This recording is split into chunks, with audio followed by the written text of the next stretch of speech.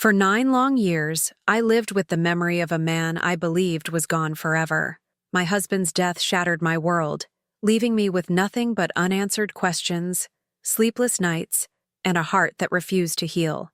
Life slowly pushed me forward, and after nearly a decade of rebuilding myself, I was finally ready to start over. On the day of my new wedding, the moment that was supposed to mark my rebirth, everything collapsed again. As I walked down the aisle, my eyes locked onto a face I had buried in my grief.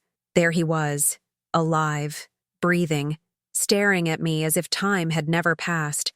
The man who faked his death, the man who abandoned me, the man who watched me mourn him while he lived another life in the shadows. My legs trembled, not from fear, but from the weight of every lie he built. His return wasn't an accident. It was a warning, a confession, and a final attempt to reclaim the control he once had over me. But what he didn't know was that the woman standing at that altar was no longer the broken wife he left behind. She was reborn in fire, forged in solitude, and ready to confront the ghost who dared return from his fake grave. And when I finally spoke his name out loud, in front of everyone, the church fell silent. My past and future collided, and I had to choose whether to destroy him, expose him, forgive him, or walk away forever. But one thing was certain. I would no longer be the victim of a man who needed to die to escape the truth. If you want to know what happened when I came face to face with my dead husband on my wedding day, and how I made the choice that changed everything, hit that like button and subscribe now. Comment below about a moment that tested everything you thought you knew. This story will leave you breathless. Let's begin. My name is Catherine, and I need to tell you about the day I buried my husband, the 9 years I spent learning to live without him, and the moment he walked back into my life on the day I was supposed to marry someone else. This is a story about grief and rebirth, about lies that span years, and about the moment you have to choose between the past that destroyed you and the future you've built from its ashes. I was 29 when I married David. He was 32, working as a financial consultant, charming and ambitious with plans for a future that included wealth and success and a family. I was an elementary school teacher, grounded and practical where he was flashy and risk-taking. We balanced each other, or so I thought. Our wedding was beautiful. Our first 3 years of marriage were happy in conventional ways, and I believed we were building something that would last forever. Then David disappeared. It was a Tuesday in October, 9 years and 4 months ago. He'd gone on what he said was a business trip to Miami, something about meeting potential clients for his growing consulting firm. He called me that first evening from his hotel, our usual check-in conversation about his day and mine. The next morning, 2 police officers appeared at my door with news that shattered my world. David's rental car had been found abandoned near a bridge known for suicides. His wallet, phone, and a note were inside the vehicle. The note was brief and devastating. David wrote that he was sorry, that he'd made terrible financial mistakes he couldn't fix, that he'd accumulated gambling debts to dangerous people and saw no way out. He said he loved me but couldn't bear to drag me down with him into the disaster he'd created. He said ending his life was the only solution and that I should try to move on and find happiness without him. The note was in his handwriting, confirmed by experts. His phone showed searches for the bridge and suicide methods in the days before he disappeared. The investigation lasted weeks. They searched the water extensively, but never recovered a body, which they said wasn't unusual given the currents and the time elapsed. They interviewed me repeatedly, examined our finances, talked to his colleagues and clients.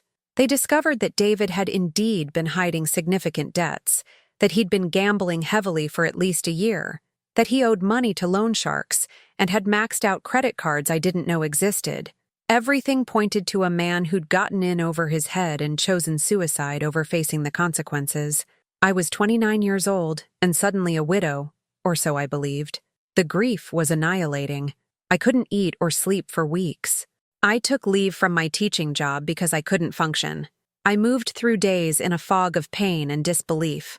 Friends and family surrounded me with support, but nothing touched the hollow emptiness where my husband and my future had been. I blamed myself for not seeing his struggles, for not being someone he felt he could confide in, for failing to save him from whatever desperation had driven him to that bridge. After 6 months, David was legally declared dead based on the evidence and circumstances. I held a memorial service even though there was no body to bury. I stood in front of a room full of people and eulogized a man I'd loved and apparently never really known. I wore black and accepted condolences and tried to figure out how to continue existing in a world where the person I'd expected to grow old with was gone. The first year was survival. I went back to teaching because I needed structure and purpose. I sold our house because living there without David was unbearable. I moved into a small apartment closer to my school. I went to grief counseling and support groups for young widows. I learned to get through days and then weeks without completely falling apart. But the pain was constant, a weight I carried every moment. The second year was slightly easier. The acute grief softened into chronic ache. I could think about David without immediately crying. I could laugh occasionally without feeling guilty. I started rebuilding friendships I'd neglected during my marriage and the first year of grief. I took up painting as therapy and discovered I had talent for it. I created a life that was smaller and quieter than the one I'd imagined with David, but that was mine, and that I could manage. Years 3 through 7 were a slow climb back to something resembling wholeness. I advanced in my teaching career, becoming a literacy coordinator for my district. I traveled, taking trips David and I had planned but never managed. I dated occasionally, though nothing serious, still feeling married to a ghost in ways I couldn't shake. I went to therapy regularly, working through survivor's guilt and the trauma of sudden loss. I built a good life, a meaningful life, even though it wasn't the life I'd chosen. By year 8, I was 43 years old and finally feeling ready to fully move forward. That's when I met Thomas at a teacher's conference. He was 48, a high school principal, divorced with 2 adult children. He was kind and stable and present in ways David had never quite been. We dated for a year, taking things slowly, both of us bringing baggage from previous relationships. Thomas knew about David, about my widowhood, about the grief I still carried. He was patient and understanding, and never tried to replace David, but instead offered something new and different. When Thomas proposed, I said yes, with a full heart. I'd finally grieved enough to make space for new love. I'd finally healed enough to trust in a future with someone else. We planned a simple wedding at a small church with close friends and family. Nothing lavish, just a celebration of 2 people who'd both survived loss and found each other. The ceremony was scheduled for a Saturday in June, 9 years and 8 months after David's death. The morning of my wedding, I woke up with joy and peace. I'd grieved David thoroughly and honored that part of my life. Now I was ready to marry Thomas and start a new chapter. I got ready surrounded by my bridesmaids, my sister, and 2 close friends from the widow support group who'd become my chosen family. They helped me into my dress, a simple ivory sheath that felt age-appropriate and elegant. I looked in the mirror and saw a woman who'd survived devastation and built herself back stronger. The church was small and filled with people who loved me and Thomas. Flowers decorated the pews, sunlight streamed through stained glass windows, and everything felt perfect as I stood in the back, waiting for my cue to walk down the aisle. My father had passed away years earlier, so I was walking myself down, which felt right and symbolic of my journey to this moment. The music started and I began my walk. Thomas stood at the altar looking at me with so much love and hope. I smiled at him, my heart full, taking slow steps toward our future. Then, about halfway down the aisle, I saw him. In the back corner of the church, partially hidden behind a pillar, stood a man whose face I'd memorized and mourned for 9 years. David, my dead husband, very much alive and staring at me with an expression I couldn't read. My legs stopped working. I stood frozen in the middle of the aisle while the music continued, and people started noticing something was wrong. Thomas's smile faded into concern. My sister moved toward me from her bridesmaid position, but I couldn't move or speak or breathe. I just stared at the ghost who'd somehow materialized at my wedding.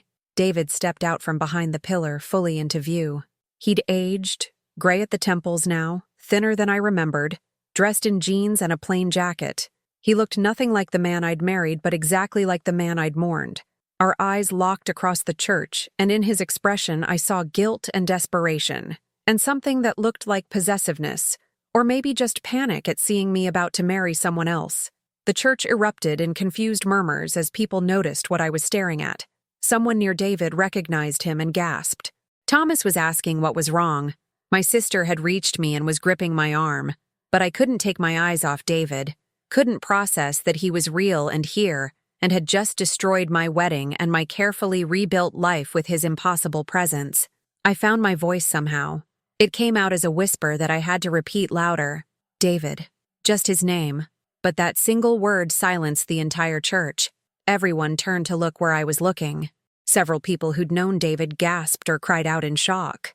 Thomas said, "What?" in a confused voice. My sister said, "Oh my God," with her hand over her mouth.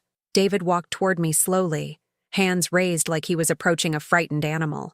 People moved out of his way, too shocked to block him. He stopped a few feet from where I stood, frozen in my wedding dress, staring at the husband I'd buried 9 years ago who'd apparently been alive this entire time. "Catherine," he said softly, "I'm so sorry. I had to come. I had to tell you the truth before you did this." I couldn't speak, couldn't think. The church spun around me. Thomas had come down from the altar and was standing beside me asking who this man was and what was happening. My sister was demanding answers. Other people were pulling out phones, probably calling police or taking photos or both. And David just stood there looking at me with those familiar eyes, in a face that had haunted my dreams for 9 years. Thomas gripped my arm gently. "Catherine, who is this?" I turned to look at my fiancé, this good man who'd helped me heal and who I was supposed to be marrying. "This is David," I said flatly. "My husband, who I thought was dead." The church exploded in noise. Everyone talking at once, shocked exclamations, confusion, demands for explanation. I heard none of it. I was watching David's face, seeing guilt and shame and fear play across his features. He'd faked his death. He'd let me grieve him. He'd abandoned me to survive the devastation he'd deliberately created. And now he'd shown up at my wedding to what? Stop it? Explain? Confess? "We need to talk," David said over the noise. "Please, Catherine. I know I have no right to ask, but please let me explain before you marry him," Thomas said firmly. "You need to leave. Now, before I call the police." David ignored him, focused entirely on me. "I never meant to hurt you. I thought I was protecting you. The people I owed money to, they were threatening you to get to me. I thought if I was dead, you'd be safe. I thought disappearing was the only way." I found some strength in my voice. "You let me think you were dead for 9 years. You let me grieve and suffer and blame myself. You destroyed me and let me put myself back together believing you were gone forever. And now you show up here? On my wedding day?" "I know," he said, his voice breaking. "I know what I did. I've lived with the guilt every single day. But I couldn't let you marry someone else without knowing the truth, without knowing I'm alive, without giving you the choice." "Choice?" I laughed, a harsh, bitter sound. "You took my choice away 9 years ago when you faked your death. You don't get to give it back now." The church was dead silent now, everyone watching this impossible scene unfold. Thomas looked between David and me, clearly struggling to process this. My sister had her phone out, probably calling the police, but I couldn't look away from David, from this ghost who'd returned to haunt me on what should have been the happiest day of my second chance at life. "Why now?" I asked. "Why today? Why not any day in the last 9 years?" "Because I followed your life," he admitted. "From a distance I kept track of you. I saw you healing and moving on and rebuilding. I told myself I'd let you be happy. But when I found out you were getting married, when I saw you'd found someone else, I couldn't let you do it thinking I was dead. You deserve the truth." "I deserved the truth 9 years ago," I said coldly. "I deserved to know my husband was alive. I deserved not to grieve a ghost. I deserved not to feel guilty for moving on from someone who wasn't even dead." Thomas spoke up. "Catherine, we should go somewhere private to deal with this. Everyone's watching." He was right. The church was full of phones recording this disaster. My wedding had become a spectacle, but I couldn't move. I was rooted to the spot, staring at David, feeling everything I'd carefully built crumbling around me again. Police sirens sounded in the distance, getting closer. Someone had definitely called them. David heard them too, and his expression became desperate. "Please, Catherine, just talk to me. Give me an hour to explain everything. Then I'll go. I'll disappear again if that's what you want. But please let me explain." I should have said no. I should have let the police arrest him for fraud or whatever crimes faking your death involved. I should have turned around and married Thomas and sent David back to whatever hole he'd crawled out of. But I needed answers. After 9 years of questions that haunted me, I needed to understand why and how and what had really happened. 1 hour, I heard myself say. But not here. Not in front of everyone. Thomas protested, but I silenced him with a look. This was something I needed to do, needed to face, before I could move forward with anything. David nodded gratefully, and we walked out of the church together, leaving behind my shocked wedding guests and my confused fiancé and my sister calling after me. We got into my car, me still in my wedding dress, him in his casual clothes, and I drove to a park near the church where we sat on a bench far from anyone else. Talk, I said. You have 1 hour before I call the police myself. David told me everything. The gambling debts had been real. He'd gotten in deep with dangerous people who'd started threatening not just him but me. They'd shown him photos of me at school, told him they knew where I lived, made it clear they'd hurt me to pressure him for payment. He'd panicked, unable to see any way out that didn't end with me being harmed. So he'd staged his death. He'd researched how to do it, planned meticulously, left his car and note and phone at that bridge knowing the suicide assumption would be made. He'd had fake identification prepared, some money hidden in accounts I didn't know about. He'd walked away from everything, moved across the country, started over with a new identity. He'd paid off his debts gradually over the years using money he earned under his new identity. He'd watched from a distance as I grieved and struggled and eventually healed. He'd wanted to come back so many times but told himself I was safer and better off believing him dead, until he found out I was getting married and couldn't bear to let me do it while he was still alive. You're selfish, I said when he finished.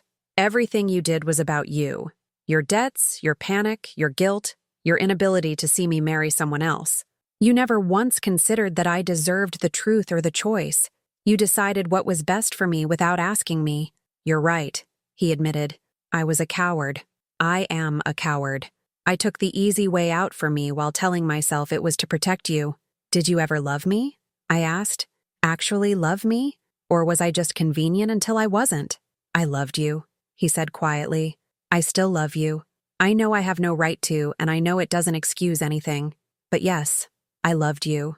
I looked at this man who I'd married and mourned and built my life around his absence. And I realized that whatever love we'd had wasn't enough to build a future on. It hadn't been enough to make him honest with me about his struggles. It hadn't been enough to make him choose partnership over panic. It hadn't been enough to stop him from destroying me to save himself. I loved you too, I said. But you killed that love when you faked your death. The man I loved died 9 years ago, even if you're sitting here alive. I mourned him. I grieved him. And I let him go. You're just a stranger wearing his face. What are you going to do? He asked. I thought about it. I could have him arrested. I could expose him publicly for the fraud he'd committed. I could ruin whatever life he'd built in his new identity. I had that power, but I realized I didn't want it. Revenge wouldn't undo the 9 years of grief. Punishment wouldn't change what had happened. I just wanted to be free of him completely. And finally, I'm going to call Thomas and apologize for destroying our wedding, I said. I'm going to explain everything to him and hope he still wants to marry me. And you're going to disappear again. Permanently this time. You're going to stay dead. If you ever contact me again, if you ever show up in my life again, I will go to the police with everything. But if you stay away, I'll let you keep your new identity in life. Thank you, he whispered. Don't thank me, I said sharply. This isn't mercy. This is me choosing peace over justice. This is me refusing to let you take up any more space in my life. You're already dead to me. Now just stay that way. I called Thomas and explained everything as calmly as I could. He listened without interrupting and then said we should postpone the wedding but not cancel it, that we needed time to process this impossible situation, but that he still wanted to marry me if I still wanted to marry him. I said yes, grateful beyond measure for his patience and understanding. David and I parted ways at that park. I watched him walk away and felt nothing but relief that this chapter was finally, truly closed. The police did investigate once the wedding disaster hit social media, but I told them I'd been mistaken, that the man at my wedding had just looked similar to my deceased husband, but wasn't him. They were skeptical, but without me pressing charges, they eventually dropped it. Thomas and I married 2 months later in a private ceremony with just our closest family. No church, no big crowd, no chance for ghosts to appear. We've been married now for 6 months, and I'm happier than I ever was with David. Thomas knows the whole truth about that day, and has never held it against me. He understands that sometimes the past intrudes on the present in ways we can't control, but that don't have to define our future. I think about David sometimes. Wonder if he's still alive somewhere living under his fake identity. Wonder if he regrets showing up at my wedding. But mostly, I don't think about him at all. He's truly dead to me now in ways he wasn't when I thought he was actually dead. The closure I got from seeing him alive and choosing to walk away was more powerful than any funeral could have been. What I learned from this whole experience is that grief is complicated, and closure doesn't always come from the sources we expect. I'd grieved David thoroughly, built a new life, and was ready to move forward.